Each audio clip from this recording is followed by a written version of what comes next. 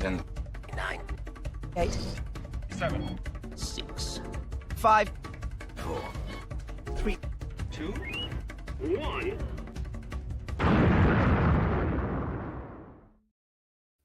Hey, Skywalkers! We said we'd go live today, and we are live. Yay! Welcome, everybody. We are about to do our classic Marvel Star Wars comic show. Yeah, so if you're going to Japan in a couple of days or hours, put that aside, okay? So you can watch this big show coming up. Oh, excellent. Skywalkers Academy, welcome. Yay! All right, yeah. Let's see. This is Irvine. Dale in the house. Yeah. All right, we're gonna go. Sorry, there's another request, but it's June 25th. So Yeah, we already have it down. Oh. Yeah. Okay. She's just confirming. Okay, cool. So, sorry, work stuff. Okay, do we need to take this down, or is that gonna stay up? That'll stay up until we get into our right, classic Marvel. Yeah, and then I'll take it down. Okay. Sound like a plan? Oh, okay. Talk to Dale for a moment. All right, so what are you doing right now while you are live streaming this? Are you at home? Are you working? Are you working at home? Let us know. We're in the middle of the day, so looks like it's just you. And in the meantime, Tell everyone about Star Wars night. Yes, we had Star Wars night. Oh, excuse me. Last night, which is why I just yawned, because we didn't get home until about 2:30 a.m. and then I think we got to sleep around 3 a.m. It was pretty late. And then we were woken up very early by a Frontier call that I'd forgotten that I'd scheduled from 8 a.m. to 12. And, they come in within a window. And so when they come in a window, usually they're always at the tail end of the window. I don't know why that is, but for some reason to our house, they're always coming late. But we were the first people in the window, in the time window. So guy woke us up. Hello, Maria. Welcome. We are about to do Classic Marvel. You are in for a treat. Has anyone else done Star Wars Night, Disneyland After Dark? Please let us know. I think my favorite part of the night was dressing up. If you look at our Instagram, we have a bunch of fun outfits or a bunch of fun pictures from the night. It was very fun. Yay. Hello, says Maria. You almost ready? Yes. Okay. All right. So we are going to start our episode, and you guys, I hope you love it. As much as we did. Yep. I'm going to hit record. And Richard, I need you to check your microphone. Hey. Test. Very good. That sounded very good. So I just hit record. So I need you to stop messing with your microphone and do your clappy claps. Very good. Okay. This is what... Oh! That wasn't open all the way. It wasn't? No. What? No, the James Bond iris was a little closed. I didn't see it down there though. Was it on this? Okay, that's weird. Oh, okay. Maria's ready. Okay. Okay. Then let's go then. Let's go. This is what you can look forward to on episode 510 of Skywalking Through Neverland. Hey, Skywalkers. What would it look like if Star Wars twisted, clashed, and combined with John Carter? You are about to find out. Just make sure the little ones are nowhere around. It does get very, very risque. But until then, we want to welcome you back to Skywalking Through Neverland. I am Richard Wolosky. But now everyone, please say hello to my sweetie wife, Sarah, who is rocking a little John Carter right now. What? What are you talking about? That John Carter retro science fiction. Oh, I see. Headband. Yes. The Tomorrowland Mickey ears are very retro. Yeah. I like them a lot. That's why I got them. I don't know. I couldn't resist. But I You were all about the John Carter. Come on. Yeah, that's me. Has anyone ever said that? I don't know. I guess there are a lot of John Carter fans, as we're about to find out. It's a Ray Bradbury You know what? I don't know. no. I know it was made. Disney made it into a film a couple Right. of years ago, and they lost billions of dollars. Oh, yeah, exactly. Yeah, John Carter and the Mars of Freedom, the Warlords It of was just called John Carter. John Carter. Okay. Yeah, I don't know. Which is always confusing because that's the name of Noah Wiley's character on ER. Really? Like, why are you making a movie about him? How funny. Oh my goodness. All right. Well, maybe they were tapping into an audience that didn't know Noah Wiley back in the 90s? No, this is only a couple of years ago. Okay. Oh, welcome, Spencer. Spencer's ready too. Yeah, he's taking a couple of minutes off from packing. Oh. Yeah, Spencer's going to Japan, Exciting. as we found out a couple of episodes ago, and he was on the last episode of Classic Marvel Star Wars Comics. Perfect. Well, full circle. Mm-hmm. Skywalkers, we are your enthusiastic podcast destination for the many decades of your Star Wars, Disney, classic Marvel, and pop culture fandom. So imagine your weekly Wookiee hug and your little sprinkle of pixie dust for our family of Skywalkers. We are live on the Skywalking Through Neverland YouTube channel right now. And if you haven't already, please subscribe and hit the bell for alerts. We've gotten some new subscribers this week. How many, Richard? We got 6. Oh, 6 subscribers all this right. week, which means we now have 9,328 YouTube subscribers. Not bad. Not bad. We're making our way. We're inching our way up to that 9.5 thousand Mhm. subscribers, which we Yeah. want to hit by Comic-Con, That's right. which I think we'll do. Absolutely. Now, in this episode, we break down issue number 53 of Classic Marvel Star Wars Comics, titled The Last Gift from Alderaan. This comic combines Star Wars and John Carter in very weird ways. Yeah, what kind of weird ways? Well, just make sure the little ones are out of the room. Yeah. Since it Yeah. does get risque. Mhm. Yeah, it's wow. Mhm. We're gonna get into it, you guys. In fact, I really recommend that you watch the YouTube version of this podcast because holy cow, holy buckets. Holy Minox. Doesn't get any weirder than this.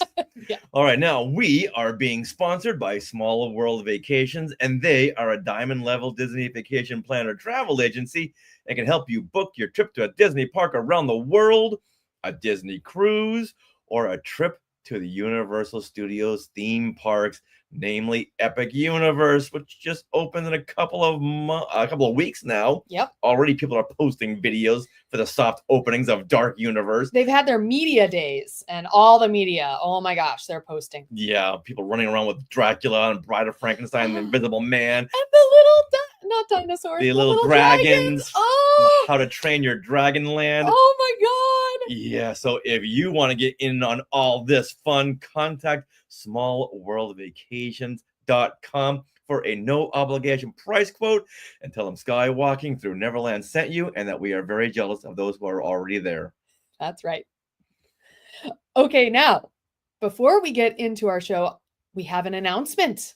So, Skywalkers, we have a new TeePublic Dashery store. And this is where you can get any of the merchandise and designs that we have on TeePublic. So that's t-shirts, that's mugs, that's pillows. Oh, like the one I'm sitting on. That's pillows. any kind of items you would like. Well, you're short. I know. I use it as a booster. I have a booster seat. Do you know why? Because we don't have telephone books anymore. So she's going to sit on pillows. It's more comfy. Okay. Now, so this new Dashery store supports us 200% more than the TeePublic store does, which is awesome. So from now through Sunday, April 13th, we are offering a store launch discount on all items. It's at least 20% off. So check out skywalkingthrough.neverland.dashery.com. That's DASHERY.com. And you'll see all the items that maybe you've seen before. And like our logo t-shirts, we've got Ballad of the Witches Road shirt up there. We've got other designs like the Hoojib design. The Hoojibs, all the past Skywalking Through Neverland logo shirts. Yes. The Galaxy's Edge shirts. The I Have Spoken. This is the way. Mm-hmm. Yeah. So just a reminder, this store is affiliated with TeePublic. So we're still with TeePublic and our items will still be available there too. But once again, buying from skywalkingtoneverland.dashery.com really supports us 200% more. So we really recommend you do that. And thank you for all your support. And May the 4th is coming up. So if you have a Star Wars fan in your life that needs some fun stuff, that's a great place to go. And we thank you 200. Aww. How long were you sitting on that one? Seconds. That one just came to me. That was great. Thank you. Oh, sounds great, says Fernando. Welcome, Fernando. All right, now we are recording this from Long Beach, California on April the 9th, 2025. So, Richard, what happened today in Star Wars history? Well, let's go back 41 years to this date, April the 9th, 1984, when Return of the Jedi wins a Special Achievement Award for visual effects at the 56th Academy Awards. And who do you think presented the award? I know the first thing that comes to mind is Cheech and Chong. Of course, who else would present the Return of the Jedi visual effects team with an award but Cheech and Chong? So they presented the award to Richard Edlund, Phil Tippett, Ken Ralston, and Dennis Murin. Now Return of the Jedi was robbed from other technical awards it was up for, so I'm glad someone at the Academy made the call to give the Jedi crew this special award, because if they didn't, there would be riots. And after having Cheech and Chong, Cheech and Chong, when they gave having Cheech and Chong give the award was very, very unexpected, because they are R-rated comics. Mm-hmm. Yeah, very drug-related shtick in their humor. Yeah. So to have them present an award to the crew of Return of the Jedi just seemed very odd. Yeah. But it was very funny, because their biggest concern was getting their ticket validated. My goodness. They didn't want to pay for parking. Now, my friend Jimmy Pruitt, he had just got his VCR at this time. Oh. And he recorded this whole episode, this whole 56th Academy Awards show. And we watched this little bit again and again and again. And I couldn't believe this technology lets you rewatch things again and again and again. So my mom's birthday was the month later. So I said, "Happy birthday. You're going to buy us a VCR." For her birthday. For her birthday. And she said, "Okay." My goodness. Yeah, and I still have that very first VCR tape that I ever got, that I ever recorded. I recorded everything on this one tape. I think the first thing I ever recorded was an NPR Empire Strikes Back commercial. Wow. It came on. It's like, oh, I think I can record this. I pressed the record button and I watched that 30-second commercial over and over again. Now, did you ever, in the recorder, accidentally tape over something? Because don't you have to have like a blank tape in there? Oh, yeah. That? Yeah. But I put it on the 6-hour speed, which means you can record up to 6 hours. Little did I know that that time meant that you were going to get a lot of grain. Yes. And a lot of streaks. Okay. And it was not going to be the best condition, as opposed to the 2-hour speed, where it was higher grade. You put on the 6-hour speed. Yeah, and things you get lower quality. Lower quality. Things come out grainy, and that first tape, it's like blurs. Oh no. All right. Well, to put a button on this, Maria says Return of the Jedi was the first movie my parents took me to when I was 6 years old. All right. Glenn Stein comes in with, why were the Oscars in April? Oh. No idea. Not a clue. Ask Cheech and Chong. Okay. Oh, Fernando also recorded the same tape over and over. Cool. Oh yeah, you had to, because we wanted to buy a brand new tape. It was like a king's ransom of $3.99, and who could afford that back in 1984? Yeah. Okay. Are we ready? We're ready. It is time for Classic Marvel Star Wars Comics. We are back with issue 53, The Last Gift from Alderaan. Warning, warning. This issue and the next one were based on unused art for the canceled Marvel Comics series, John Carter, Warlord of Mars. So take a good look at this artwork, Skywalkers. Yeah, so that is important information coming up. Now, this John Carter series had 28 issues and 3 annuals, but Marvel pulled the plug and canceled it. So Carmen Infantino had provided some of the artwork for this series, and not wanting to waste this artwork because that was money, Marvel had Chris Claremont write a new story based on this existing artwork. And then he had Walter Simonson adapt Infantino's art as needed to fit these coming Star Wars issues. Like inserting a Star Wars character Yes. in existing art with no Star Wars characters and apparently set on Mars. Exactly. It's like, let's get one franchise and map another franchise over that, and let's see if anyone notices. Exactly. Guess what? We noticed. All right. So that will explain a lot moving forwards.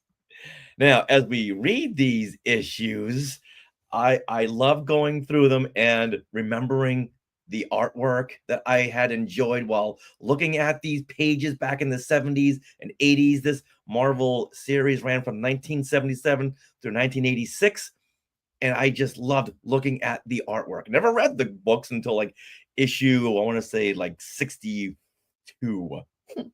So I would look at them and just enjoy the artwork. So seeing them now, I'm remembering all these memories that I had back then. And as we go along, we're going to make several connections from these comics to the current day shows and films and novels and video games. And yeah, Marvel, Star Wars, we know, we're noticing. Okay, We All are. right. Yeah, Jon Favreau, Dave Filoni, we got you. Oh, yeah. You can tell they were big fans of this comic series. Now, unlike me, though, I'm reading these comics for the very first time, and I'll definitely be sharing my initial thoughts on them. And as this is the 21st century, those are my 21st century thoughts and also my artistic thoughts, because being an artist, I definitely have that eye. And I love comparing the different styles that the various artists really bring to the series. Now, Maria says in the Sky Chat, beautiful artwork. Yes, it really is for John Carter. Yeah. Meredith Duckworth, hey Meredith, she says, I actually love John Carter more than Tarzan. I think the movie, but it has not had a good time I think in Hollywood. the actual books. These were written by Edward Burroughs, Edward Rice Burroughs. Okay, so Meredith, are you talking about the movie or the books? The books. Yeah. Edward did Rice he write Burroughs Tarzan as wrote well? Tarzan as well as John Carter. Okay, that makes sense. I was wondering why she was comparing it to Tarzan. I'm like, how do these movies have any relation? Okay, I get it. Now we're connecting the dots.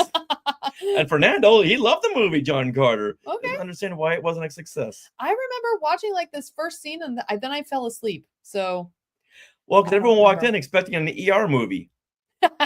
It's John Carter. He's from ER. Where's George Clooney? The books. Meredith says the books. Okay. Thank you for clarifying. The last classic Marvel Star Wars comics issue to take the cart. Oh my gosh. Blah. Okay. The last classic Marvel Star Wars. My gosh. The last classic Marvel Star Wars comics issue to take the Tarkin finished that story arc. So this issue here sets up a whole new story. Oh, thank goodness. Here is the summary. Princess Leia Organa investigates Imperial activity in the Shiva system, but her ship is damaged by a space mine. Leia escapes in a shuttle, which crashes on Shiva 4 and is attacked by a savage raiding party.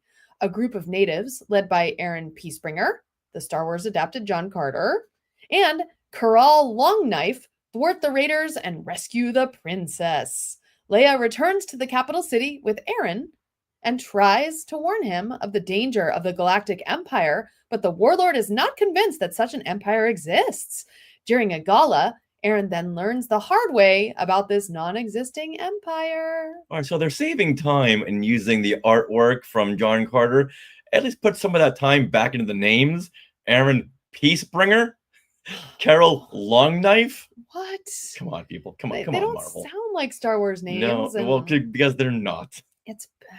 Oh my gosh. All right, this issue, The Last Gift from Alderaan, was released on August the 18th, 1981. And it was written by Chris Claremont, artwork by Walt Simonson and Carmen Infantino, coloring by Glennis Wine. And the... All right, hold on. This keeps shifting from warm to cool. So give me a second while it's bothering me. And it'll bother people Okay. So give me a second. I'm just Okay. gonna try to lock this Hold down. on. You're gonna Hold on, change Skywalkers. What are you guys doing right now? some I always like to know. of the color temperatures. Yeah. All right. Auto. I guess it's auto white balance. Yeah. So we don't want, because it was being weird. Okay, do a manual. Yeah, that's what I'm doing right now. Okay. So do we like, That's a little too. oh, All right, oh, right there in the middle. is that, That's here? good. That's good. That's good? Okay. Yeah. All right, so we will, okay. All right, hopefully it'll stay there now. Because it was bothering, it was flickering. Okay. All right. If it's bothering you, it's bothering me. Man. Okay. All right. Okay. Are we ready? Yeah. So you're So gonna, go ahead and cut to this next slide. the cover art? Yeah. Okay. The cover art is Wait. Since we have time. Okay. Boop. Okay.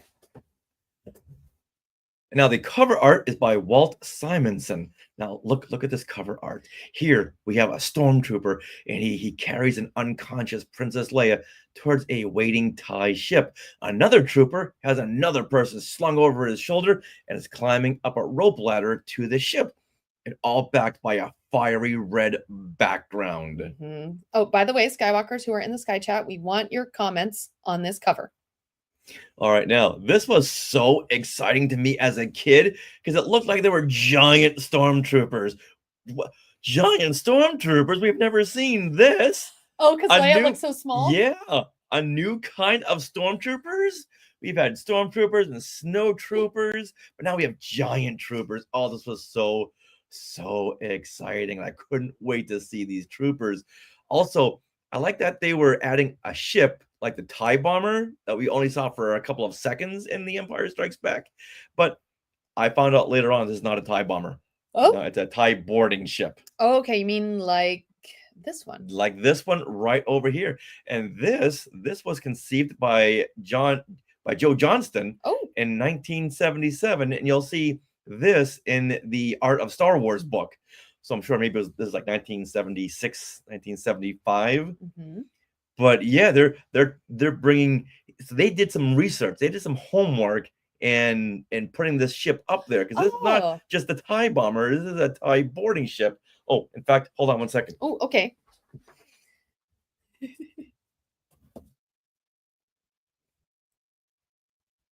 Do you have the Art of Star Wars? Is that what you're getting?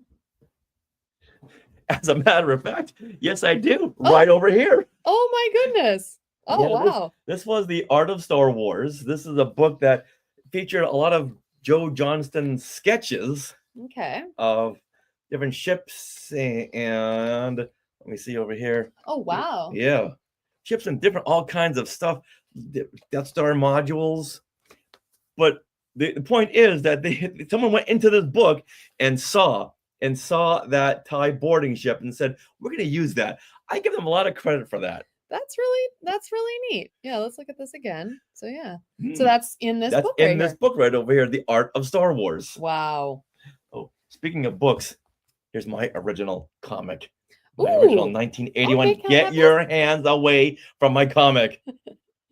My original 1981 comic. And Rex is saying, "Make mine Marvel." Enough Mhm, said. mhm.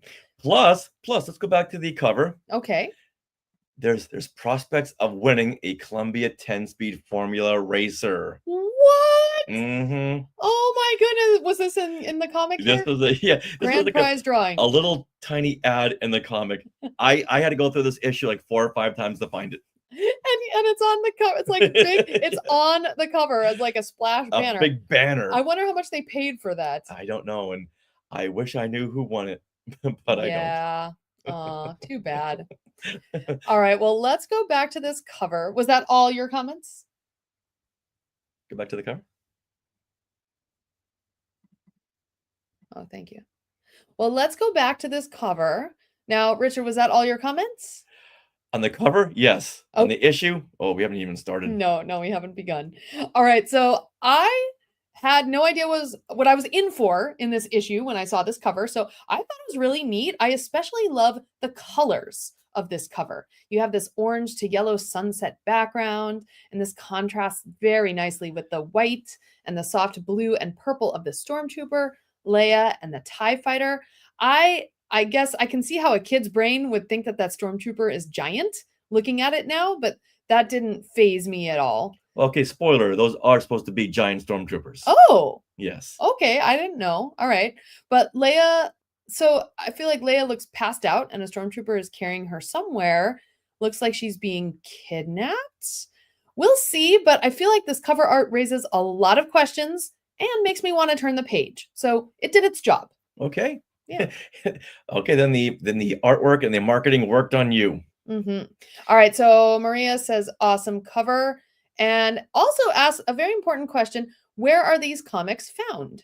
Oh, Marvel Unlimited. It's an app that you can get and subscribe to. I think a year is like $60, but you can do it month to month.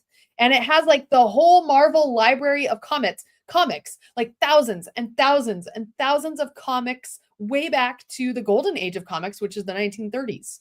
Yeah, they have the original Spider-Man comics, the original Fantastic Four, the original Star Wars, and every single Star Wars series. And I have lost count on how many Star Wars comic series there have been. The Dark Horse comics as well. Wow. I would say thousands of titles. So well worth that $60 a year. Yes, and I believe you can subscribe and you can see them on your computer. An iPad is probably the best way to look at the comics because it turns your iPad into a comic book. And then you can zoom in on the pages too. It's really cool. Oh, I love that feature. Yeah. Thank you very much. All right, now we put this cover out on our Facebook group and page and told the Skywalkers to go nuts. Tell us what you think of this cover art. And James Gildersleeve comes in with that stormtrooper is huge. He looks like a giant. I don't know why I didn't see that. What? I don't know why I didn't see that. Look how big he is. Look how little. I know Leia is small, but she's not that small. I thought it was like forced perspective. I don't know. All right. Patrick Izzo says, I wonder who won the Columbia 10-speed racer. If you're in this group, make yourself known. I wanted to know who won any of these contests. They were always running contests, and you never heard about the winners. Yeah. All right, Rex Gordon, who's in the Sky Chat right now, he says, love the TIE Bomber and large troopers. Not sure how safe that ladder is or how he's carrying and climbing, but it's okay. It's all for the good of the Empire. Clean lines and love the art. Make mine marvel. Jeffrey M. Combs says, a repurposed John Carter of Mars script by Chris Claremont and drawn by Walt Simonson. Boy, these Skywalkers really know their stuff. Yes, they do. This gave us the first appearance of the Kaleesh, which are one of the few things from the old EU to resurface in the prequels. The Kaleesh were stand-ins for the Green Men of Barsoom, which is in the John Carter comics, making General Grievous' 4 arms make a lot of sense. Ooh. Okay. He's closer related to Tars Tarkus than any Star Wars character. Fitting, since John Carter of Mars, is one of the big inspirations for Star Wars. Yes. Yes. So to jump ahead, there is a species in this comic which they have retconned to be Kaleesh, which is the species of General Grievous. Okay. Wow. But that we'll get to that later on. Oh my goodness. All right. Go ahead. All right. Matt Schott says the giant stormtrooper is odd. People love these giant stormtroopers, but I really like these sunset lighting and colors on this cover. Yeah. It's pretty striking. Also, the story arc in this issue continued in the next was and still is one of the only ones to deal with Leia actively mourning the loss of Alderaan. Good point. That alone elevates it for me, even if it repurposed Carmine Infantino's art and from an unused John Carter Warlord of Mars comic. Yes. What stands out really here is the artwork. Yeah, absolutely. Okay. All right, with that now, let's get into the story. Oh boy, here we go. All Once again, if you're watching on YouTube, you will see the comic book art as we flip the page. And we'll bring it to life in our narration and commentary. Lots of narration. Lots and lots. All right, the prologue here reads, once upon a time, there was a world named Alderaan, hailed by many as the bright center of the universe. Where have we heard that before? Famed throughout the empire for its music, its art, its literature. It was a world of joy, of unsurpassed beauty, of peace. It no longer exists. Oh, And here we have this splash page, and on the top is your title, The Last Gift from Alderaan, and Leia sits in a white form-fitting outfit with a cool like zipper that's kind of across her chest. It's like a cross zipper. Looks neat, like a white bodysuit. And she's sitting in her pilot's chair looking at some Alderaan like view screen. The monitors, yeah. Yeah, some monitors, and one monitor has Alderaan and one monitor doesn't. There you go. A picture worth 1,000 words. Oh right boy. there. I know I shouldn't laugh at other people's plight, but Oh, seeing these two monitors before and after, that come on. that's bad. And she's looking so wistful. and, Yeah. oh, it's a nice rendering here. Yeah. Now the narration goes on. This woman is a child of that world. Leia Organa, Princess of Alderaan, Imperial Senator turned leader of the Rebel Alliance. When Alderaan was destroyed by the Emperor's Death Star, she lost family, friends, all she ever knew and loved. Since then, she has borne her loss with stoic fortitude, but every so often her memories of that beautiful, terrible day rear up and once more begin to hammer at that wall Leia has built to protect herself from her grief. Alone on the command deck of a rebel blockade runner, Leia Organa walks with ghosts. Now That should have been the name of the episode of the issue. Oh. Walks with ghosts. Leia walks with ghosts. Yeah. Oh my goodness. That's very poetic. Now, all that narration you just read in the last like 5 minutes are on this first page. Oh, I had to cut it down. I know there's more. It's like a book. This should have been a novella Mhm. because there was so much reading. Now, like Matt Schott mentioned in the comments on the cover, I've always wondered about Leia losing her whole world, her childhood home, her memories, anywhere she visited on that planet. And I'm glad they're digging into it here, or at least starting to. On one page. Yes. Now, in A New Hope, after Luke, Leia, and Han escape the Death Star, Luke, they go to that moment. Luke is so bummed that Ben died. He's sitting at the table like, oh, and Leia's comforting him. And yet, at this point, Leia has lost her whole planet, and Luke has lost a man he's known for barely. I mean, he's known him since he was 10, but like not really known him Right. for like Had less than attachment. 24 hours. Yeah. Yeah. Exactly. Well, that shows you what a strong character Leia is. Yeah, that's true. It's just an odd thing to focus on. So I'm glad that this comic makes a reference to it at least. Mm-hmm. Yeah, she knows what Luke is going through. So and he's just a kid, a farm boy. That's he's true. so inexperienced compared to her. So she did a great job in comforting him. I mean, they are the same age, but yes, she has a lot more experience. All right, now she thinks about the last moments of Alderaan and All right, now she thinks about the last moments on Alderaan and wonders if her parents knew what was coming and knew it was all her fault. Leia carefully recounts the memories of being sent to search for Obi-Wan Kenobi, former general in the Clone Wars, but instead was captured by Darth Vader. I have to give credit here to the artwork. So this panel of Leia with the little tear down her face and Obi-Wan Kenobi on her shoulder, like over her shoulder, is really nice. And he's kind of in that hologrammy thing that we'll see him in The Empire Strikes Back.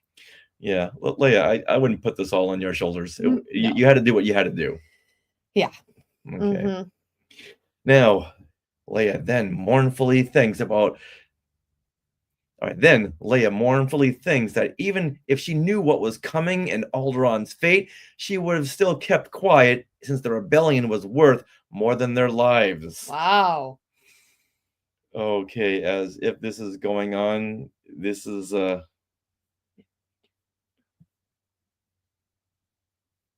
right, now as this is going on is like someone has already started to. Okay, hold on. This next one is this. Okay. All right. You're talking about this.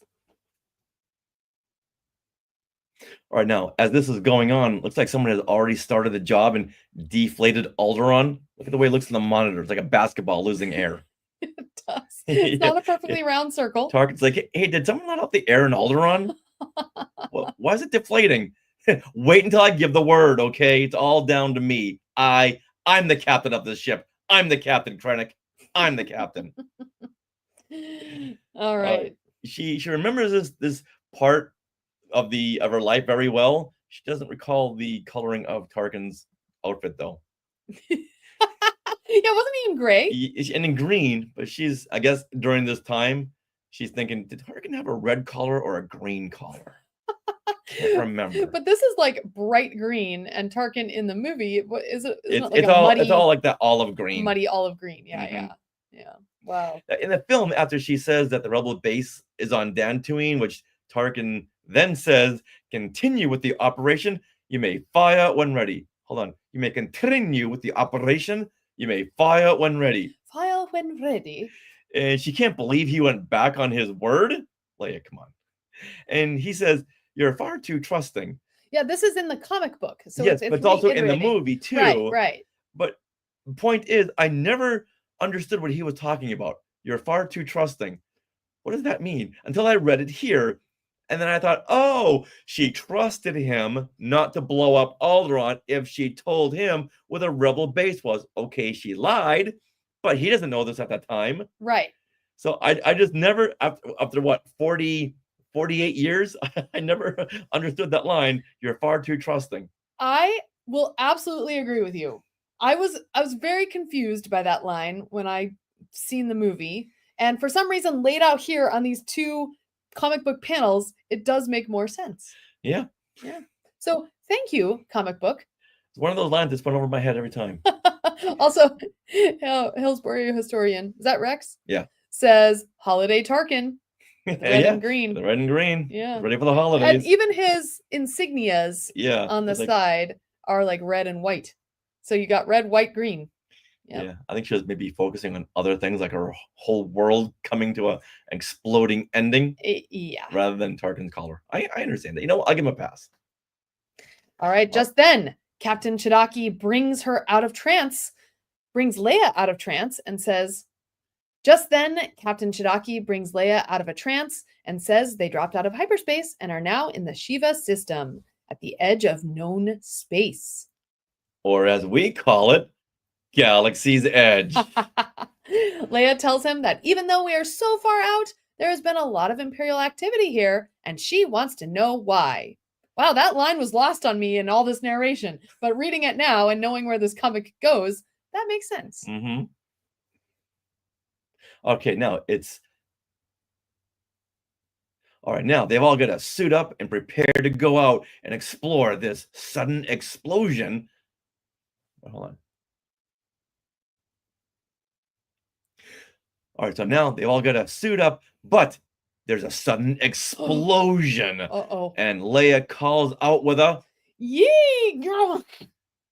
I'm sorry, what? I'm not sure. Yee! Girl! A commander inside shouts to someone named Jubilee. Come on, the names. Marvel, the names. Jubilee, come on. And tells him to get down to that shuttle bay and help. So they're in the shuttle. They're about to go off into Shiva 4. And there's an explosion. Where did that come from? We don't know just yet. And they're still in the big ship, too. So they're on the shuttle. Okay. Okay, now there are small undetected mines in this area of space which had caused the explosion. There's your answer right there. However, a heat signature now comes from the blockade runner, which may be detected by the Imperials. Uh-oh. Also, this is scary. A minefield. I don't know, like a minefield in space. That's terrifying. And these mines are so small that they didn't even see them. That's what's even scarier. Ugh. That's what's even scarier. Ugh. All right, now the explosion has not only killed Chidaki, which is why we had no Fatum fast fact, but ignited the fuses in the shuttle.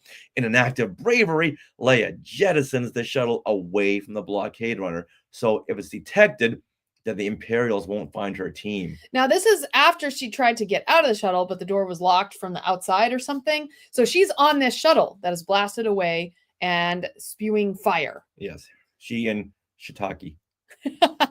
Leia then plummets towards Shiva 4 below. Now, according to the big titles on this next page, this next part of the story is called A Stranger Among Us. And I'm sure that's a John Carter reference. Oh, okay. Those of you who've read the book, Meredith, is this a John Carter reference? Meredith, let us know. All right, buckle up, y'all, because we see a splash page here of 4 warriors. They are half naked, muscled men.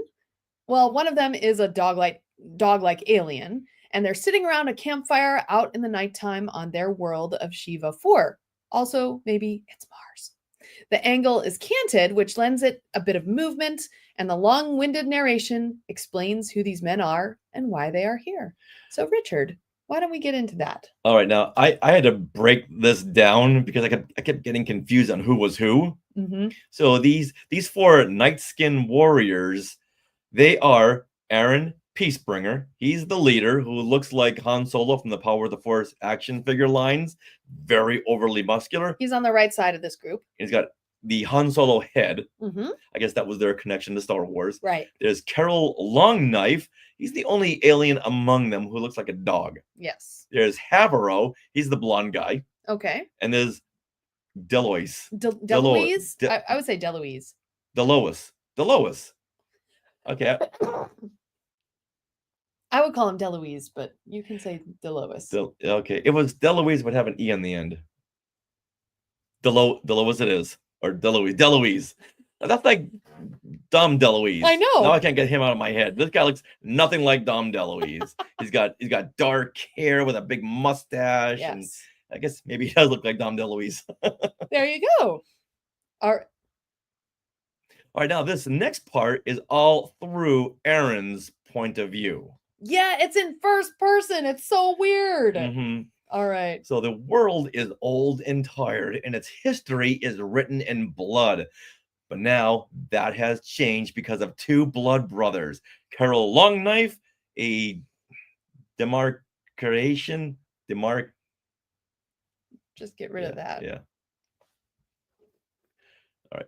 But now that has changed because of 2 blood brothers. Carol Longknife and Aaron the Peacebringer, warlord of the Kalian Confederacy. And together, they have brought peace to the world. They hear the crash of the ship, and they run to check it out. Oh my goodness. All these names being thrown out at you through the narration. Like, how are you supposed to keep up? That's why I had to write this chart. Oh, yeah. All right, so on their way to check it out, they see a lone human woman has been surrounded by a raiding party. The 4 warriors brandish their swords and quickly attack. Now, it should be noted that this whole page here, no Leia is in it at all. No, there's no Star Wars in it at all. Right. Yeah, this art was definitely the repurposed artwork. It's fun to see how they've weaved Leia into the story through dialogue rather than showing her. And if you weren't sure how far this comic will stray from a typical Star Wars comic, Aaron is speaking here in first person. And that is something that is never done in a Star Wars comic up until this point. Now, I can say that this comic really would have turned me off as how old was I? 12-year-old. Yeah. Because there's hardly any Star Wars in it at all. I would have started flipping through till I saw Leia again. Yeah. Yeah. All right, but we do come to Leia, and her inner monologue reveals that she's been on the run for 2 days. So 2 days she's been down here. What? In the middle of this great fight, she says, I hope you read this. Oh, okay. I hope I'm not jumping out of a TIE fighter into the Death Star. I love that line. That line is so funny. That's so funny. But we do have to note these are comic book artists and they have studied anatomy and they want to show you that they've studied anatomy. So in the middle of this comic strip, whoa, the artist has found a way to give Leia a more revealing outfit. Half of her outfit, her bodysuit, has been like ripped off over the past 2 days. So it's kind of like Padme in the arena, right? And so like her leg has been ripped up to almost, her upper thigh. And yeah, it's very revealing. She's been working on her buttock muscles. She has. On her glutes. She's been working on her glutes. She's been working on her glutes a lot. However, the men have actually more revealing clothing. And wait, what? Well, look at them. It's He-Man and his posse before He-Man was a thing. But they were like loincloths and straps. Yep. Yeah, that's why I'm saying they're a little more revealing than Leia here. I've got more fabric in my shoelace. Well, one of the guys here says, Have no fear, my lady. Oh, do you want to read this? Okay. How does he sound? Be very deep. Yeah. Have no fear, my lady. While Jane Haverhill lives, the devils shall harm you not. Apparently, that's not what Leia hears, and she can't understand this men's gibberish. Yeah, so this is odd. So they're both speaking in English, hmm but as it plays out here, no one can understand the other. Right, through context clues. He's Yeah. just saying, oh, I can't understand him. What's going on? One of the guys says to Havero that he's getting careless, and all this talk might have cost him his handsome head. What? Havero responds, Though not quite as handsome as yours, Deloise. what? What are we reading here? I don't know. What's going on? Well, get this. They proceed to shoot an outrider in the buttocks. This just got way more interesting. With a blam. Oh my god. Look at this. You know what? I didn't notice that the first time around. He shoots him right in the buttocks. Yeah, after they're complimenting each other, like, oh, I'm handsome. Oh no, you're handsome. No, you're more handsome. No, you're in the middle of a battle. And they're debating about who's more handsome. Wow. Wow. Now, Aaron's inner monologue comments that these raiders are doing well in battle, like they've been trained. These outcast bands have been pulled together in one cohesive combat force. He knows it's up to him to bring down this new band of outriders on horseback. Gotta love these horses, though. Yeah, they're cool. I like them. They have these like electric ear feathers. Yeah.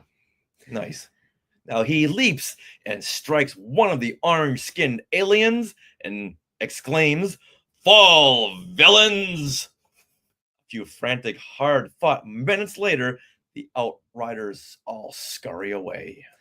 Okay, now before we get into the rest of this comic, I can't say this word. All right, before we get into the rest of this comic, I have to comment on how much his outfit here is like He-Man. So check it out. Look at this. He's got the cross straps. Well, He-Man's nearly naked too. He-Man has a loincloth, right? Mhm. And then he's got this cross strap over his chest, and he's very muscled. And so if you look at it, the only thing that's different from what's his name? Oh, Aaron Peacebringer. Peacebringer, yeah, Aaron. So Aaron just has dark hair like Han Solo, whereas He-Man has the bowl cut of Luke. But look at that. It's very similar. Even their poses. Yeah. And I did a little research, and Mattel's He-Man toys came out in 1981. And wait. Well, I'm sure this John Carter Yeah. comic had been written. Wait. Sorry. Okay, so I did a little research, and yeah, the John Carter comic came out originally in 1977. Now, Mattel's He-Man toys came out in 1981, and then the TV series debuted in 1983. And of course, this was Mattel's, counter to Kenner's Star Wars line of figures. And they upped the scale of the figures to 5.5 inches instead of the 3 3/4 that Star Wars figures were. So they were trying to compete. But yeah, I believe it looks like He-Man was definitely kind of a knockoff of John Carter design. Oh, I'm sure they're all being inspired by each other. Yeah. All right. So Carol Longknife comments that in happier times, before our two races signed the Concordat of Peace, a warrior of the 12 tribes would die rather than flee from the Nightskins. Come on. Wow. all this talk.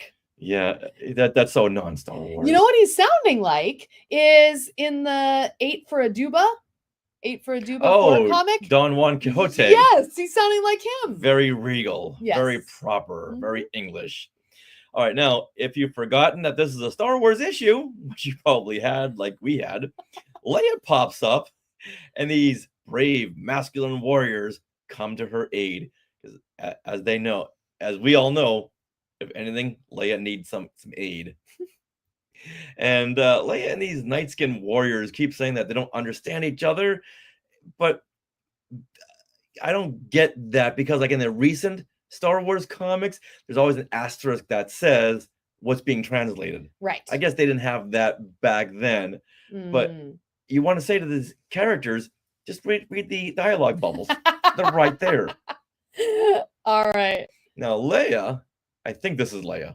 Is that Leia right Oh there? my. Up Oh top to my. the left? What is that? Wow. Well, she says, Blast! Their language is completely unknown to my translator comp. Leia and Aaron sound out their names to each other. Good luck getting their... All right, then Leia and Aaron, they sound out their names to each other. And yeah, good luck getting the rest of their names. Oh It's my almost gosh. like Planet of the Apes when Taylor was trying to teach Nova her name. Oh. Nova. Okay. Nova. Now, Leia finds it curious that they have an anti-hovercraft, but yet still fight with primitive swords. And that was my first thought when I saw that first panel of the battle. Why are Ah. they carrying these swords? Okay. Well, she also recalls passing by a ruined city that looked like a nuclear bomb was responsible. Oh, another Planet of the Apes reference. Oh my goodness. Now, where is this story going? Hard to tell. So let's take a commercial break. Now, this horror... Can you fix that? All right, now this Marvel Hostess crossover ad is titled The Thing in a Lesson to Be Learned. That's right. Now, we open up with The Thing and a few young friends off to a baseball game. Gotta love the cross promotion with the kid wearing a Spider-Man shirt. It's so cute. All right, Richard, why don't you be the Thing? To be streetwise, you gotta stop bullying around. Besides, it ain't good for your image. You can be a good guy and tough at the same time. Suddenly, a woman cries out as a mugger races away. Stop that man! He's got my wallet! The Thing throws down a pack of cupcakes in front of the thief. Watch these Hostess cupcakes stop the thief in his tracks. My goodness. Oh, here, hold on. Then the thief says, "Wow, what a catch! This is the best loot I've ever scored." With a wallet full of cash, the thief stops and picks up the 25-cent Hostess snacks. The Thing grabs the thief by the scruff and throws the cupcakes to the kids. Here, guys, take care of these Hostess cupcakes while I teach this crook a lesson. Take care of them. Are they supposed to hold them or are they going to eat them? Either I would one. eat them. Either one's fine. The Thing grabs the thief upside down by the ankles and shakes all the stolen loot from his pockets. Hey, klepto, looks like you've made rounds today. The two boys and the woman are all having their best day while snacking on delicious Hostess cupcakes. And the first little boy says, "Chocolatey devil's food cake, cream filling, yum!" And fudgy icing. I'd say this has been a good lesson and good taste. You get a big delight in every bite of Hostess cupcakes. The end. I think this has been a lesson in good taste. All right. That's the moral. That's my takeaway. All right. Maria says, "I'm loving all of this." Thank you, Maria. Willie says Han Solo is my favorite. Okay. Thank you, Willie. All right. Well, my takeaway Yes. is that why would anyone in Earth 616 need superpowers? Uh-huh. All they need are Hostess snacks. In the past, we've seen dozens of villains of all stages get thwarted by Twinkies, a good fruit snack cake, a cupcake. They don't need super strength or web slinging abilities or the power of flight. They just need a good snack pack you could get for $1 at 7-Eleven. I'm sure right now Kevin Feige's thinking, "Oh, this changes everything for us moving forward." Especially Avengers Doomsday. Yes. Now, compared to what the Thing has dealt with in the past, this is like a D-level crime. You know, you put like PJ Masks or Paw Patrol on this one, okay? Mhm. Now, spoiler alert, I did hear that this thief makes a cameo in the upcoming Fantastic Four film. Yeah, Doctor Doom has to defeat him in the first act in order to take control of the universe. Okay, I've said too much. I've said too much. All right, cut away, cut away. Makes sense to me. All right, and now back to the show. All right, the Night Skins hovercraft races towards the Outlands by city of Kavor. Oh boy. Aaron says in his narration that all the communication between Kavor and the capital city of Equilibrium, Oh my god. Illyrium, Illyria Cum. Illyria Cum? And there's an umlaut over the U. Yeah. This is the city that the battle took place a couple of pages ago. Okay. So this is not where we are. This is where the battle took place. Okay. Yes. All right. So there is no Fatum fast fact for equilibrium. Thank goodness, because it's harder to say this name than anything that Timothy Zahn ever threw at us. Absolutely. Joris Sabaoth. It's the both. Yeah. Along the way, as Aaron tries to teach Leia basic knowledge of their language, he tries to figure out if she's a friend or a foe. So they don't quite trust each other yet. Now soon they reach Kavor and gaze at the ruined city and the great pit of hell. That's right. As they get closer, Leia realizes this destruction could only have been made from an antimatter bomb. She tries to tell Aaron that they can't get any closer or they will die from radiation. Realizing he doesn't understand, Leia tries the next best thing to communicate: charades. Yeah. That'll work. These Nightskins are obviously great at charades, since they get that they should not enter the city or they will die in just one of Leia's gestures. Oh, the game messes me up. In just one of Leia's gestures. In just one of Leia's gestures. Although Deloise thinks this may be a trap, Aaron is inclined to believe her and steers away from the burnt city of Kavor, thereby saving all of them, including Princess Leia. Now, Leia, she thinks that this is the work of the Empire, but is confused as to why they are here on this world. Whatever the reason, she knows it's up to her to stop them. Now, like reading this comic through, I'm like, well, what if maybe they tested the Death Star on this world? This is what I'm speculating. Like the one transmission emission, single, what do they call it in Rogue One? Single thing admission. No, okay. All right. Like when they blow up Jeddah, it's just the city, it's not the whole planet. Okay. Well, Deloise has an inner monologue running that suggests he will turn on Aaron and the others, and very soon the crown, wife, and the planet will be his. A conspiracy? Oh, A conspiracy? Wait a minute. I'll cut that part. Okay. What? A new wrinkle? What? A new wrinkle in the story? Is Deloise, is he really a villain? Is he not everything that we thought he was? Like dumb Deloise? Dumb Deloise would never do this. Never. And what wife are you saying? Wait a minute. There hasn't been a wife here. All right. All Well, right. let's check it out. That's the wife we're talking about. Whoa. Reason enough for Deloise to turn. Oh my goodness. All right. Here we get another splash page. And we see Aaron sitting at his desk in a luxurious library. There's tea, books, some mail scattered about. It's a very rich room, and Aaron is lounging in his skivvies, as these guys are wont to do. Now he's leaning back in his chair. No, don't lean back any longer, or this will really be an R-rated comic. Now, in the doorway in the background, we see a beautiful, curvy woman in a prototype Leia bikini outfit. And she's in a very come hither stance, one arm raised against the door frame, and she's kind of, in the doorway. But he's not looking at her. Aaron is not looking at her. Well, I don't think he sees her. No. How? I don't know. But in these past weeks, Aaron has been trying to figure out a way. Now, in these past weeks, Aaron has been trying to figure out who was behind the destruction of Kavor. However, with each passing day, tales spread throughout the land.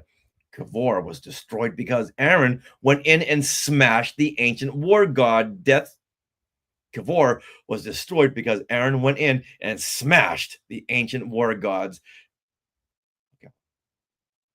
Kavor was destroyed because Aaron went in and smashed the ancient war gods' death cults and slayed their priests.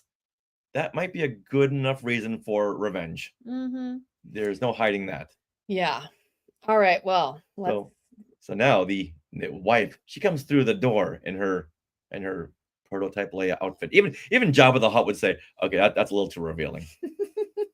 Yeah, and her name is Alisand, and she sneaks up behind him, Aaron.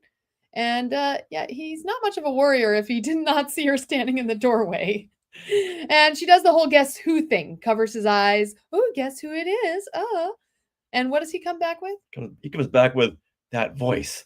And that perfume, who else could it be but Carol Longknife? And that's the dog character, right? Yes. Yeah, with that, Alderaan is understandably upset and slaps him upside the head. He then calls her A wench, you wench. and grabs her ankle, knocking her down. He gets right up close and she says, "Sir, you seem to have me at a disadvantage." Madam, I mean to keep it that way. Whoa! And Whoa. all the while, the alligator pet is on the sign. And all the while, their alligator pet is on the side going, Grump. And that's translated, I'm sure, for hey, you two. This is still a Star Wars comic book meant for 10-year-olds. Take that over to late night Cinemax, why don't you? "Oh my goodness." Oh, okay. Is that what that is? Little alligator pet just sitting there. I going, did not realize that was a pet. Grump, like, come on. That's so funny. And as the two are making out, Aaron admits in his inner dialogue that a new face flashed through his mind. The outworld stranger, our guest, Leia. He then suggests to Alderaan that they move this weighty discussion to their chambers. What is happening? Wow. Now, again, we see this whole page here. No Leia drawn in it at all. She is just in the narration, in his thought bubble. Okay, so is that enough for a Star Wars comic? I mean, they're repurposing the art, so this is obviously another one of those pages that is being repurposed. Who is this comic for? This Aaron, what is it, Carter? John Carter? John comic? Carter, yeah. What is the age group that this is going For the toward? 18 and over. Apparently. My goodness. All right, now, can someone please get me a Star Wars comic book in here, please, as we go through these pages?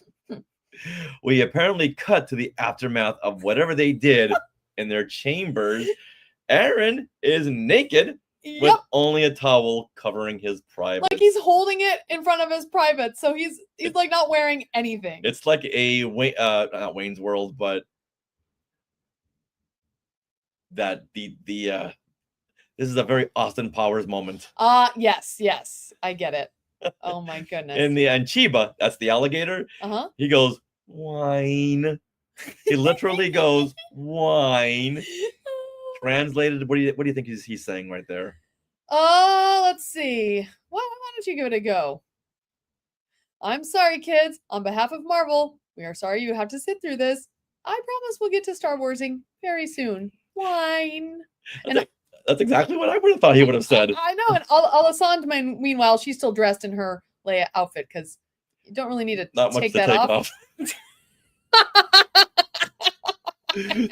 All right, but she's I know. I'm getting red in the face. But you know what? Something's bothering her because she comments that ever since he's gotten back, he's been distant, almost like a hermit. And his conflicted inner dialogue tries to rationalize that as much as he loves his wife, he can't stop thinking about Princess Leia. Whoa. So once again, they gotta get a Star Wars word in every page at least. Yes. She then says she has spoken to Leia, who has told her about this vast, greedy empire. And after speaking with the archivists on Kavor, nothing known to their science could have brought as much destruction. So maybe it was the empire that destroyed Equilibrium. Yeah. That planet. Wow. Well, that's the central city. And again, here we have this description of talks with Leia, thoughts about Leia, but no Leia actually in the pages. And so what has Leia been doing this whole time? Has she been trying to get off world? Like this is like weeks, right? Yeah, this is some time has passed. Yeah, it's so weird. All right, let's move on. So Leia then enters Aaron and Aldersaan's room. I hope she knocked. I don't think she did. She's in a beautiful yellow gown, and Aaron thinks her entrance took my breath away. In a little over a month, there's a time frame right there. In a little over a month, the desert waif I'd rescued had been transformed into a beauty whose grace and majesty rivaled that of my incomparable wife. It's a library. Do you want to get it? Hurry. Want to answer. Okay. All right. Sorry, guys. Got a work call. We're going to take a moment. Hey, this is Richard. So how are you liking this story so far? This is so funny. Oh my goodness. I hope you're enjoying it. This artwork is crazy. When I read this comic, I was like, what are we even going to say about it? I don't even know. And we thought this episode would be kind of short, but it already is over an hour. So thanks for sticking with us, everyone. And we love our bedtime stories. Yeah, that would be fun. Do you guys say bedtime stories? Do you have kids? Let me know.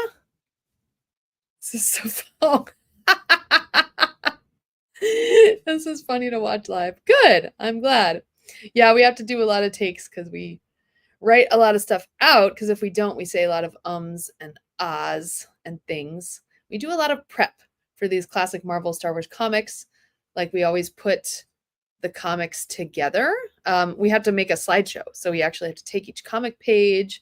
And if we talk about something that's, in one little comic strip, I'll try to zoom into that image, things like that. So yeah. Cool. I was going to show you Tawny here. If you've been to Galaxy's Edge lately, they have these super cute little things. Actually, I'm going to get you guys something and show it off because he might be on the phone. A work call. Give me 1 sec.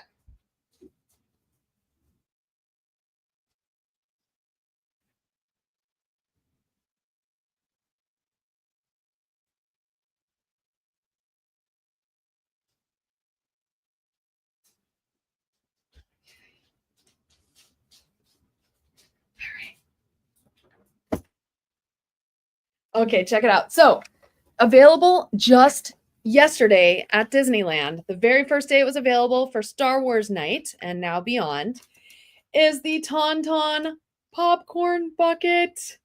Look at this. Okay, so I'm going to show you. It can turn his head. Boop, boop, boop, boop, boop. It also, if you press a little button here,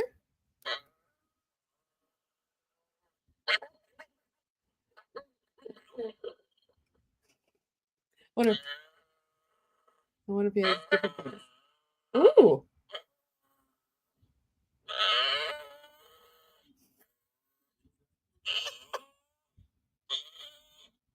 My goodness. And so he can move his little arms just like that. Not too far. I think is that it? Yeah. Oh, Mike, did you get one? All right. And he can move his feet. His legs can move. And then his tail, it came like this and he couldn't stand up. So if you get one, just kind of physically move the tail and it will kind of stay up. And then if you're wondering where the popcorn goes like this. So there we go. Quite a big cavity for popcorn. Of course, they never give you the popcorn in your Tauntaun. So, yes, we love the Hoth creatures, Maria. We have Tauntauns and Wampas aplenty. And we had to get little Tawny here. He's so cute.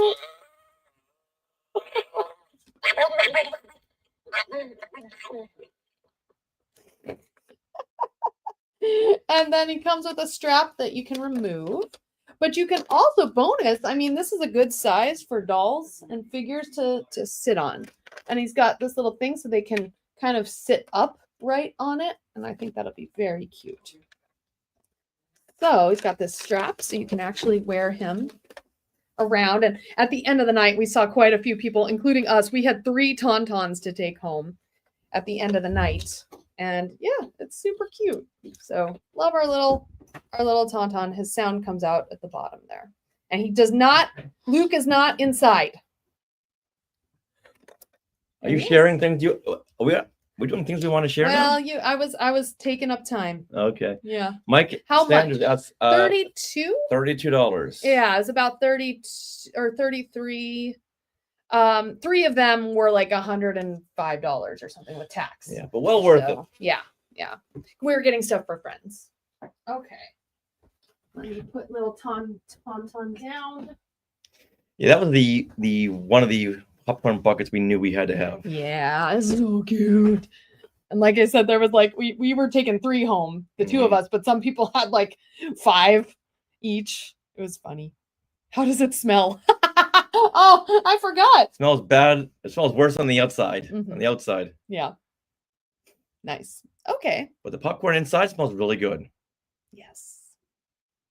Okay. Okay, so we're here, slide 33. We just finished this. No, we didn't. We did. No, we didn't. We didn't do this part. No. Yeah, I already talked that she came. Okay. This is where we're going Oh, to start. okay. We didn't do this part yet. Okay.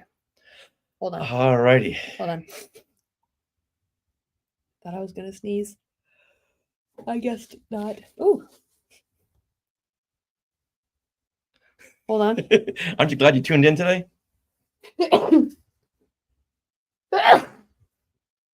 Oh, that was better. Okay. All right. All good? Need some water? Yeah. So Mike says this is so funny to watch live. All right. Do you want to clap again? Why did you stop the recording? No. Okay. But just to or do that. All right, now, in a little over a month, the desert waif I had rescued had been transformed into a beauty whose grace and majesty rivaled that of my incomparable wife. So, judging by what you just said, Aaron, it doesn't sound like she isn't incomparable. She was very comparable Yes. to Leia. Wow. All right, one more time. So, judging by what you just said, Aaron, it sounds like she isn't incomparable then. Doesn't anyone proof these? I don't know, but then you were talking about Doctor Strange capes in the notes, and I see it now. So Richard, let's see. In this previous panel. Okay, he puts on a big green cape with a Yes. Doctor Strange collar on it. That's right. Yeah, it's right. Yeah, very Doctor Strange. Wow. And then now all of a sudden he's wearing blue. Now the color of the cape has turned blue. It better not turn red. No. All right, Aaron is so taken aback that he has to thrust his sudden dangerous thoughts. What? From his mind. He's okay. Finish the sentence. I couldn't finish that sentence. I'm just so taken aback by this dialogue. He's got to thrust his sudden dangerous thoughts from his mind. Oh my God. Now, apparently these aren't too sudden because this is all you've been thinking about during your little nookie time with his wife. Afternoon delight. Yes. From what's her name? Alessandra. Alessandra. Yes. Yeah. Now, Alessandra has some extremely raised eyebrows. Mhm. So, yeah, she's clocking all this. She's a woman. Yeah, absolutely. She knows. She knows what's up. All right. Now, oh, wait a minute. What? Oh, no. Aaron is wearing a red cape. Okay, went from green to blue, and now it's red. Mm-hmm. Oh, boy. Someone get in here and edit this. All right, now. Oh. Right here. Oh, Mike loves talking apes. Thank you, bye. Thank you, Mike. Thank you. More talking apes coming your way. All right, now Aaron, Leia, and Alessandra, they enter the Great Hall where they celebrate the first-year anniversary of the signing of the Concordat of Peace. Concordat of Peace. My goodness. However, he is very worried about the fragile victory and how quickly this could all collapse. So remember, he is in power because he killed off all these other priests and deities. Mm-hmm. And he knows that, you know what, they could form an uprising at any time. Okay. So he's got that in the back of his mind. All right. Okay, bear with us. We're close to the end here. Let's see if this gets to Star Warsing anytime now. Okay. So Aaron introduces Leia. Oh, we're Star Warsing. There she is. He introduces her to friends, children, comrades, and C.O. Bibble. C.O. Bibble? Yes. Oh, see that guy to the right? That's C.O. Bibble. That absolutely is. So this is really Star Warsing now. You add C.O. Bibble into anything, it's suddenly Star Wars. What a funny name. Now, Deloise approaches and asks Leia for the first dance. Alessandra's radar is going off once again as she notices Aaron watching Leia dance. Husband, you gaze at Leia as you once looked at me. My goodness. She says that it's no crime to be tempted by another's beauty. It's just what he does about it. Mm-hmm. If only you could see his thoughts. She also cares about Leia as a friend and as a daughter. All right, right there is a reason to make him back away. That's a good reason. Yeah. Yeah, you want your man to back away from a woman? Say, hey, she reminds me of a daughter. Yeah. Yeah, later. Wow. Okay, go to the next page. Okay. Maybe this is where the issue starts to Star Wars. Yeah, okay. Okay. Well, Aaron grabs his wife and they move out to the dance floor. But after. Oh, okay.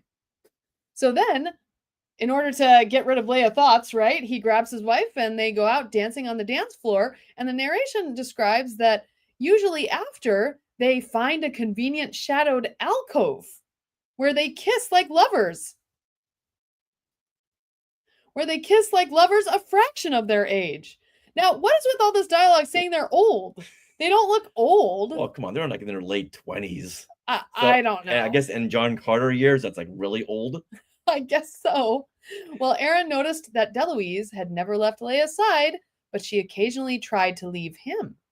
All right, now it's funny because this panel shows Leia racing away with force speed. She occasionally tried to leave him like a gun from a bullet. Absolutely. Yeah, finally she races away and gives a small strangled cry. Deloise tried to follow, but Aaron cut him off. Okay, as we move along here, I'm hoping that this issue starts to Star Wars. Is it going to Okay, Star Wars? Let's see. All right. Aaron sees her on the balcony crying and says he wants to help. And she says, Can you whistle up a starship and send me home? and he says, no.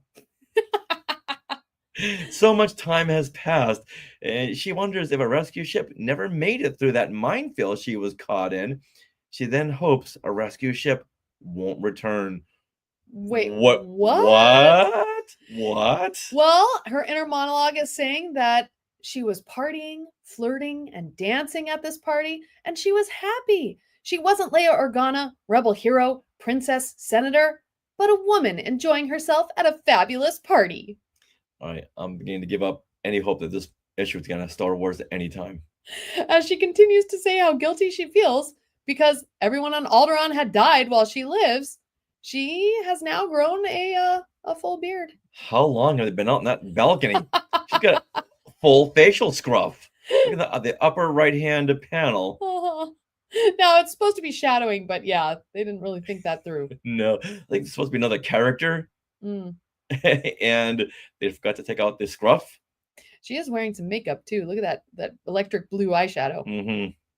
Now, Aaron empathizes by saying that he once had a daughter who died of a disease they both had. She died while he lived, and like him, she should have like him, she should continue living. And as they hug, Leia looks at the reader like, Han Solo who? Han Solo never had this kind of an outfit. Oh boy. Well, this guy, Aaron Peacebringer, looks like Han Solo, so I can see what's going on here. I suppose. I'm trying to make this work. All right, shall we move on? Now, at the end, the issue starts to Star Wars as two Blackguard stormtroopers descend from the night sky and knock out Aaron. And Leia screams, Enormous stormtroopers! There you have your big stormtroopers. It's the cover shot right here. In a matter of seconds, Leia and Aaron are bound and gagged and brought up the rope ladder to the waiting TIE boarding craft. And within seconds, the ship speeds away without notice. Havero races out to the balcony. He's confused as to where Leia and Aaron went since he didn't see them leave. He goes to alert Alisand and the War Council. On board the Imperial ship, Aaron is brought before Scar. We'll call him Scar. Scar. Yes. Now we're getting a Lion King crossover. What does Scar look like? He's a purple Thanos knockoff. Yes, he is. Mm-hmm. He's got like the kind of the armor? The armor pieces. like Thanos, yeah. And that same coloring. Now, guess what we have? A Fatum fast fact. Woohoo! Now, Scar's race was never mentioned in this issue, but it was later retconned to be Kalish, like we had mentioned at the top of this episode, in the 2000 hyperspace publication. 2007. Oh. In the 2007 hyperspace publication, Aliens in the Empire. Did I say that right? Yeah. But it was later retconned to be Kalish in the 2007 hyperspace publication, Aliens in the Empire. Now, like we said earlier, Kalish, they are the same species, the same race as General Grievous. And Scar was later referenced in the Wizards of the Coast source book, Galaxy at War. This is back in 2009. And this further expanded his backstory. Nice. So once again, getting these characters from the classic Marvel Star Wars comics and bringing them over to other Star Wars media. Just too bad in 2014 he doesn't become canon anymore. Now, as Scar holds Aaron by the throat, he reveals that he is a general in the Imperial Strike Force. He tells Aaron that his pathetic little planet is his next target. Aaron now knows it was the Empire that killed. Destroyed. Now, Aaron knows it was this Empire that destroyed Equilibrium.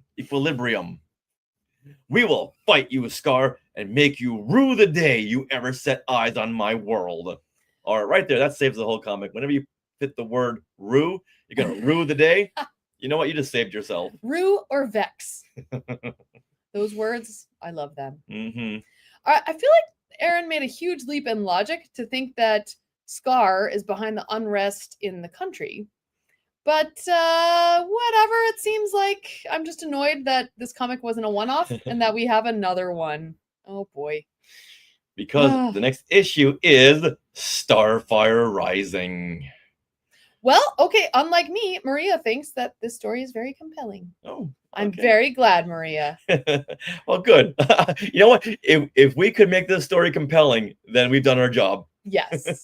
Well, hold on. There's more to come. Okay. More to come, but right now we're going to share our thoughts on this comic book. So, Richard, what were your thoughts on this comic? I've got to admit, this was tough.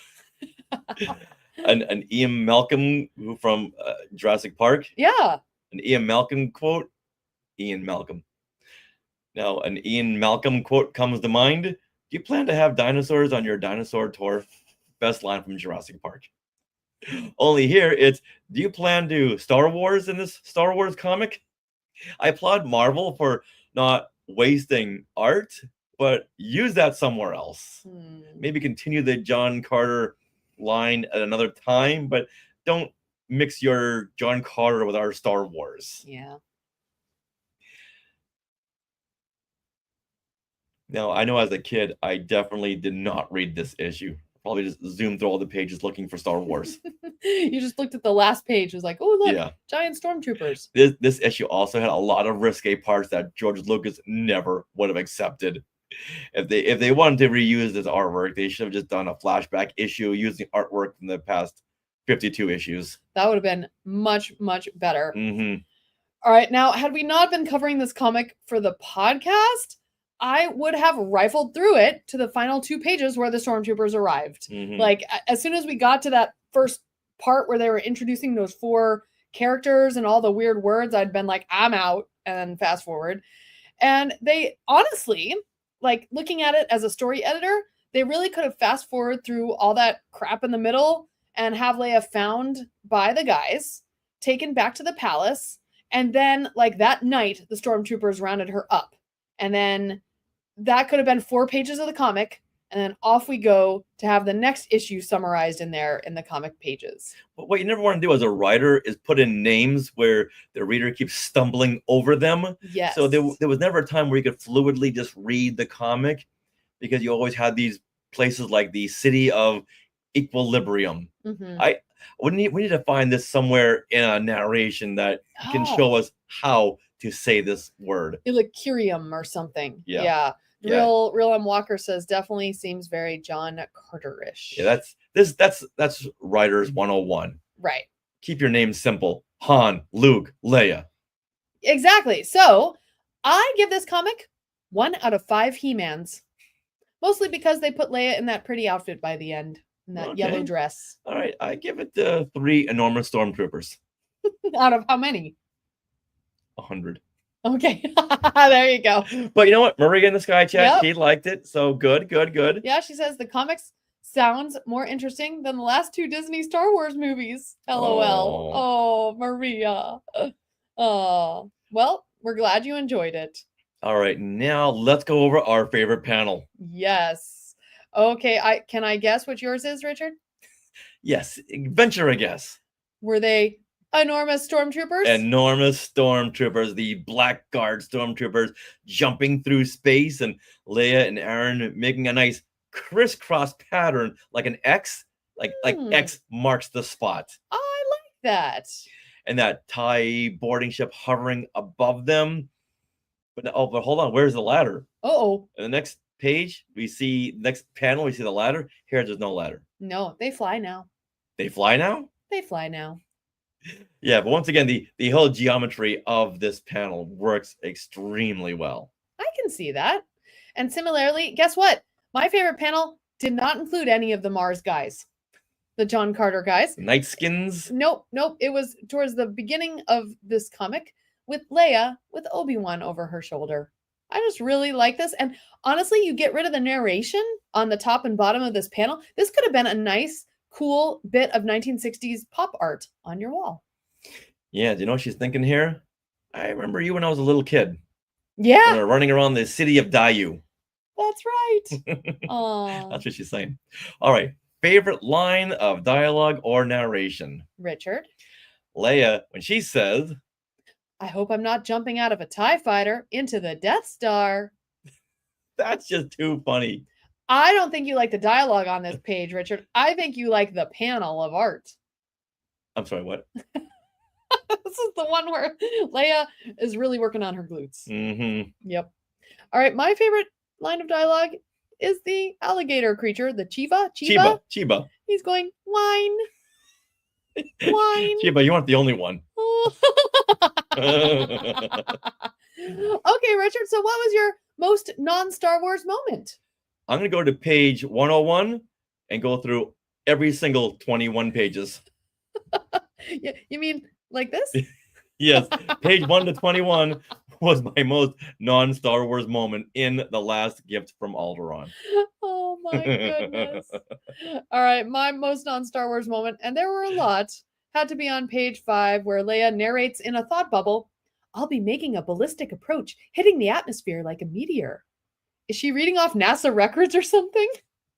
It's so funny. Yeah, we don't need half this dialogue. Just we can see it in the panels. Let the artwork speak for itself. You didn't want to waste it, so why hide it behind thought bubbles? Absolutely.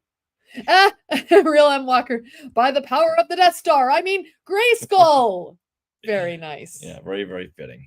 All right, now before we wrap up, you know what we got to do, right? Yes. We got to go to Star Words. Yay. And this was the internet of the Marvel comic world. This was Twitter, where people could go and either complain about something or complain or maybe give a nice compliment. Well, you're going to read one of these notes, right? These letters? Yes, this one comes from Larry Young Jr. And Larry Young Jr. says, Dear Beggars Canyon Real Estate Company. All right, I'm already confused. I feel strangely forced to write and convey my infinite gratitude to Larry Hama, Carmen Infantino, and Carlos Garzon for producing the best Star Wars comic. And he's referring to issue 48, or the issue that we call the Sarah Birth issue. Oh, the one with Leia and Darth Vader on the cover. Mm-hmm. All right, Larry goes on by saying, it warms the very cockles of my tauntaun. Keep going. To have such a true addition to the saga. And this was the most fantastic art that ever graced such a well thought out plot. If Princess Leia can be drawn in subsequent issues as she was drawn in issue 48, I might just get a subscription. By the way, I like this issue. Larry Young Jr., 33, Chatterton Park, Proctor, Vermont, 05765. Wow. Okay. So, judging by this issue 53, the last gift from Alderaan, I don't think Larry Young Jr. will ever be getting a subscription. No. Mm-mm. Yeah. So, I get lots of questions for you, Larry Young Jr. Who did you think you were writing to when you started the letter? Dear Beggars Canyon Real Estate Company. I think he was trying to stand out maybe in the crowd of letters, right? I don't know. It was very odd. Okay, we'll let that one go. But you got to stand up for this one here. I also want to know what he meant by it warms the very cockles of my tauntaun. Wow. Well, that does kind of go in the theme and the tone of this issue. So you know what, Larry Young Jr., you nailed it. Okay. Already did that. Mm-hmm. All right. We ready? Mm-hmm. Do we want to do our outro or keep this image in the You can background? keep that image. Okay. Wow, Skywalkers. Well, that wraps up episode 510 of Skywalking Through Neverland. We got to thank Marvel Comics for writing such a great issue and for not wasting a dime with the John Carter artwork. And we want to thank all you Skywalkers who listen every week. You watch our live show, you chat in the Sky Chat, you watch our videos. We just put up a whole bunch of brand new videos on Season of the Force, on Star Wars Night. We had an interview with Stephen Constantino, who played a Gamorrean God in Return of the Jedi. Put all that up on our socials. Thank you once again for subscribing to our YouTube channels and everything that you do for us. Yes, and we are on socials at Skywalking Pod. Now, one of the things we love is interacting with all of you. So we have every week, Monday at 6 p.m. Pacific, a Things We Want to Share live stream. And we share things we've done the past week. We update you on live appearances. We also invite you Skywalkers to come up and we play some trivia games. This past Things We Want to Share was all about trivia. And I think everyone had a lot of fun. Yeah, a lot of pop culture trivia that time around. Now, are you interested in our books? Well, autographed copies of Today in Star Wars History Part 1 and 2 and Skywalking Through My Fandom, the interactive notebook, are available now at skywalkingthroughneverland.com/book. Would you like to support Skywalking Through Neverland? You can consider supporting us through the Skywalking Force, which is our Patreon. In fact, we are going to put out our WonderCon trivia panel as an episode for the Skywalking Force only because we don't want to release it in public because it has all the trivia answers, right? Mm-hmm. So only the Skywalking Force has access to content like that. So you can head to skywalkingforce.com, have a look at the options, and thank you to those of you who are already part of the Skywalking Force. Also, we want to remind you that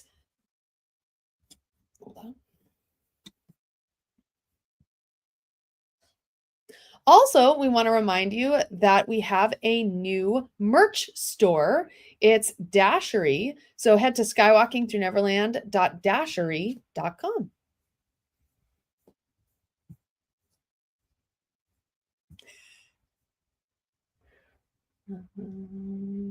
Here we go. Now, we want to thank our sponsor once again, Small World Vacations, for their continued support. Thinking of a trip to a Disney park, a Disney cruise, or to a Universal Studios theme park? We can fill out a Get a Quote form at smallworldvacations.com today. Their vacation planning service. Their vacation planning service is free of charge. So check them out and tell them Skywalking Through Neverland sent you. We are part of the Skywalking Network, where you can find other great shows like Talking Apes, Star Warsologies, the Max Effects Podcast, the Neverland Clubhouse, Totally Tell Me Everything, and the YouTube shows Collectopolis, and Today in Star Wars History. Now, don't forget to stick around for bloopers and other fun bits that didn't make it into the show. And always remember to keep your John Carter out of our Star Wars. And Neverland on Alderaan. Okay, I'm going to stop this, right? Yes. We're good. All right, Skywalkers, well, We hope you enjoyed that. Again, we thought this would be quick. Classic Marvel always takes time. I We get tell take the a phone story. call too. Oh yeah, we tell the story. All right, guys. Oh, thank you, Maria. Thank you for Real M. Walker, Mike. Yeah, Willie. Oh, Willie. get some Willie new joined ones us. here. Meredith, Meredith, Fernando. Rex. Yeah. Aw. Thank you, everybody who joined us. Glenn and Spencer. Excellent. All right, everybody. We'll see you next time. We got some editing to